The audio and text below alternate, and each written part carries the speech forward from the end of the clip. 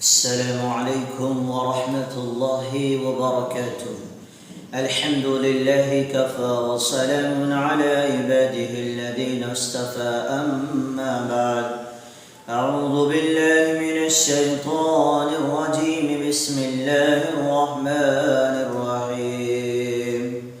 قل إن صلاتي ونسكي ومحياي ومماتي لله رب العالمین. محترم ناظرین و سامعین، آپ تمام احباب کا ضیا ٹی وی چینل میں استقبال ہے. تو ناظرین، جو احباب اس چینل پہ نئے ہیں، جو احباب اس چینل کو دیکھ رہے ہیں اور جو اب تک اس چینل کو سبسکرائب نہیں کیے ہیں، تو وہ احباب اس چینل کو سبسکرائب کر دیں. تو ناظرین و سامعین، آج کا ہمارا لیسن ہے، سبق ہے کہ قربانی کن جانوروں کی جائز ہے. کن جانوروں کی قربانی جائز ہے. تو چلیے شروع کرتے ہیں. پہلا مسئلہ یہ ہے کہ بکری، بکرا، مینڈھا، بھیڑ، دمبا، گائے، بیل، بھینس، بھینسیا، اونٹ، اونٹنی کی قربانی درست ہے. ان کے علاوہ کسی اور جانور کی قربانی درست نہیں ہے.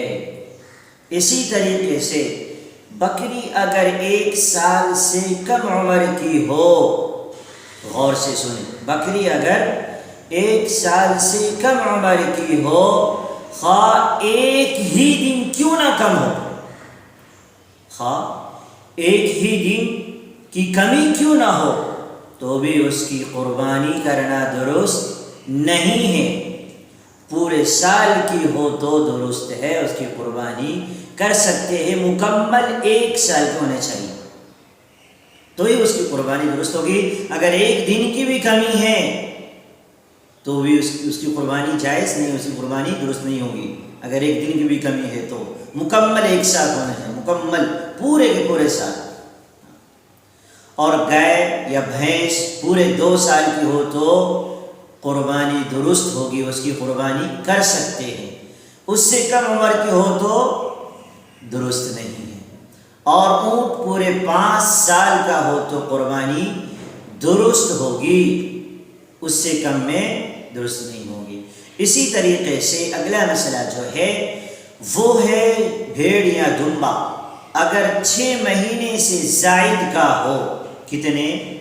6 مہینے سے زائد کا ہو، اور اتنا فربا کہتے ہیں یعنی اتنا موٹا تازہ ہو کہ اگر پورے سال والے بھیڑ یا دمبوں کے درمیان چھوڑا جائے، اس کے درمیان میں ڈال دیا جائے، ان بھیڑیوں میں، ان دمبوں میں، تو فرق معلوم نہ ہو کہ یہ چھوٹا ہے یا وہ بڑا ہے، تو فرق معلوم نہ ہو تو اس کی قربانی کرنا درست ہے. اور اگر کچھ فرق معلوم ہوتا ہے تو قربانی درست نہیں ہوگی. اسی طریقے سے اگلا مسئلہ ہے کہ حاملہ جانور کی قربانی درست ہے، البتہ اگر ولادت کا وقت قریب ہو تو مکروہ ہے. اسی طریقے سے اگلا مسئلہ ہے کہ گائے، بھینس، اونٹ میں اگر 7 آدمی شریک ہو کر قربانی کرے تو بھی درست ہے، مگر ضروری ہے، غور سے سنیں، مگر ضروری ہے کہ کسی کا حصہ 7ویں حصے سے کم نہ ہو.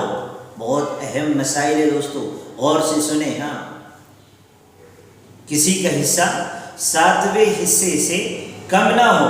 اور یہ بھی شرط ہے کہ سب کی نیت قربانی یا عقیقی کی ہو.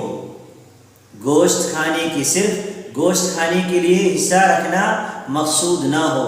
اگر ایک آدمی کی نیت بھی صرف گوشت کھانے کی ہوگی، صرف گوشت کھانے کی ہوئی، تو کسی کی بھی قربانی صحیح نہ ہوگی. سب کی نیت دوستو قربانی کی یا عقیقی کی ہونی چاہیے. یہ بہت ہی اہم مسائل تھے دوستو. آگے کی ویڈیوز کے اندر انشاءاللہ کن جانوروں کی قربانی درست نہیں ہے اس کے بارے میں بتایا جائے گا۔